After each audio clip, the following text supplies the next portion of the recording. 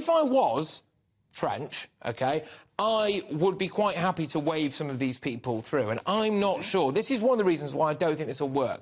I'm not sure just giving them money is going to be enough to entice them to keep these people on their own turf. I agree entirely. I mean, I've mediated between many countries on border agreements, including precisely this sort of problem. One country, country A, complaining that country B is allowing people who shouldn't be moving across their border into country A. But that's the reality. We don't want these people. The French don't want them. So we're both in a conundrum. The French are going to let people who they don't want leave. Yes. That's the bottom line of this. Now, at the moment, part of the funding that we've already provided is funding gendarmerie reservists to conduct patrols on the beaches of the North French coast. It does have some effect. And, of course, there is a resource thing, because the French have got a political argument as well. You know, why are we doing this? We don't I understand that argument. The British want us to stop it. The British should contribute. But, and this is the real nux of it, I don't believe that this is going to stop the flow in any way whatsoever, because actually the flow doesn't start there. The French don't want these people, but they don't let them into the European Union. What's happening is organised crime networks back in the countries of origin are actually encouraging these people to join the network. They're saying, I'll tell you what, you give me X amount of money, I'll get you over to the UK where you can earn more money. So see it as an investment. They're rather like a travel agency marketing their services, bringing these people in. It is economic migration. These people know that they are bypassing legitimate border controls, but we've got to go after those crime groups. We do. We've got to... And we've got to have a deterrent. We've got to have a deterrent as well, because at the minute, I'm sorry, but a four-star hotel somewhere, even if you do have to spend a few weeks in Manston or a detention centre, that's not a deterrent as far as I'm concerned. I can now also bring into the conversation researcher from UK in a Changing Europe, Joel Relland. Joel, thank you very much. Great to have you on the show. Look, massive concerns that this is just a token effort from Rishi Sunak. Have 80 million quid, Macron, and let us sit and watch some computer screens so we can tell exactly how many boats you're letting through. The French will not care. They'll take our money and continue to laugh at us, won't they? I think it's a bit early to say it's a token effort. I mean, these discussions have to start somewhere, and as you were alluding to in your earlier conversation, this is clearly, as all migration issues are, it's an international issue. It's about crossing an international body of water. And so if you want to find a more sustainable, manageable solution to what's going on, you need better cooperation between the UK and France than we're currently seeing. So, you know, creating the grounds for closer conversations, for potentially British officials on French soil, that is the start of a conversation. And I wouldn't be too downbeat yet. Well, the thing is, the reason why I am down is because we've already tried something similar. We've already given a boatload, if you'll excuse the pun, of cash over to the French and seen next to nothing in return. These figures that they've stopped 42% of boat crossings, I'm sorry, I just don't buy that, given the fact that we've had about 40,000 people arrive already this year. I'll stick with you, Joel, because Henry had quite a big say before, but I can't help but feel like the French are just treating us as a sugar daddy. We're tossing a load of money their way and they're just doing nothing with it. They're using us.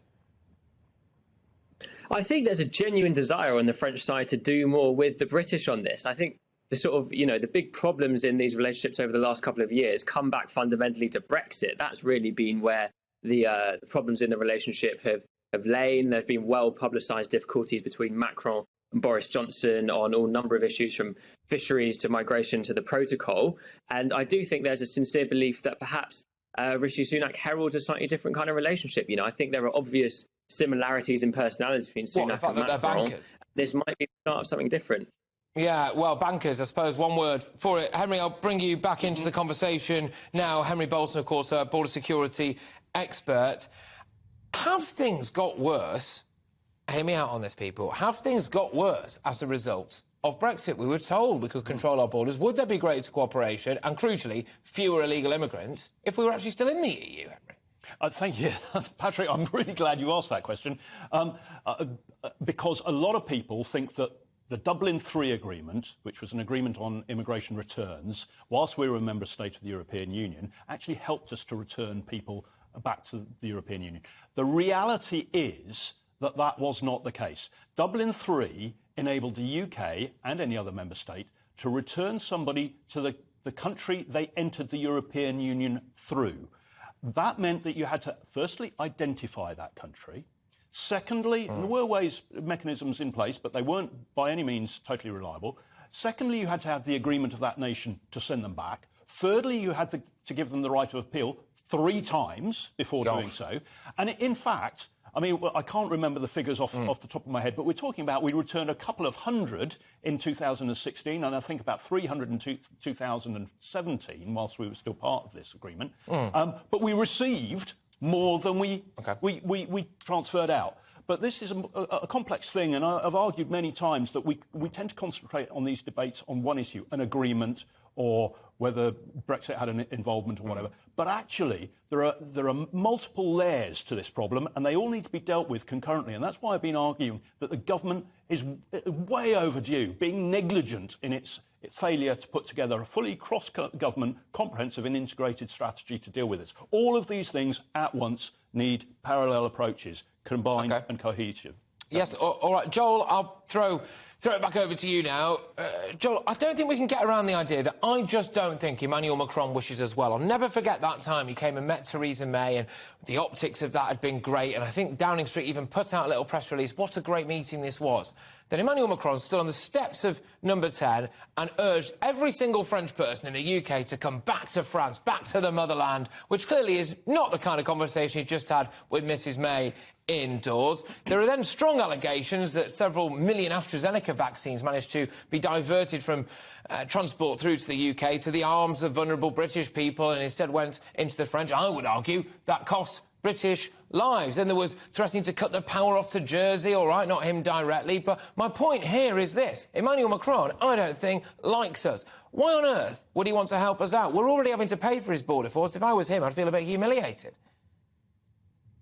Well, I think the Franco-British relationship has always been characterised by a certain degree of competitiveness and rivalry. The kind of two, if you like, major European powers of the past 50 years or so, and they're now kind of in different blocks of the UK outside the EU. So I think it's quite natural in a way that the UK will be competitive on a lot of issues. And you're certainly right to say that Macron is going to be putting France's issues and interests first. And I think if we think about this migrant issue, there probably is more on the line for Rishi Sunak than Macron in this situation. That's something that we shouldn't forget about. It was very clear when Sunak came into power that he put a renewed emphasis on migration in his political rhetoric. I think you had James Cleverly, Suella Braverman hitting the airwaves talking about it straight away. This is a big political case for him. Just quickly now, final word, Henry. I want to just drill down the specifics. If people are just joining us on this, supposedly the deal between Sunak and Macron is 80 million quid goes over to the French. We have some British people standing in French control rooms, powerless, by the way, just watching them, and they can maybe alert our border force, and we're essentially paying for increased French border patrols.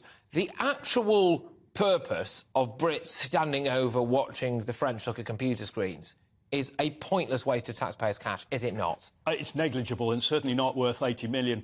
And, you know, the fact is that we're talking about Macron. I mean, you know, Macron's political position, I mean, of course he likes the Brits going to him and basically saying, look, we're so desperate here, we need you to help us out, we're going to give you 80 million to help us out. Look, countries all around the world exchange information officers, if you like, liaison officers. That's what we're doing essentially here. It's a perfectly normal practice. Paying £80 million to do so is not a normal practice. OK, not all the 80 million is going to that, and of course they have to be funded somehow, but it's nowhere near 80 million.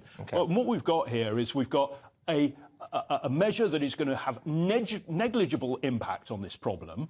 We're giving President Macron a political opportunity. We're making ourselves look silly. What we should be doing is going to the French, you don't want these people, we don't want these people, let's work together to stop them even reaching you. A joint French and British Rwanda-style scheme, dare I say, but there we go. You know, a boy can dream. Right, OK.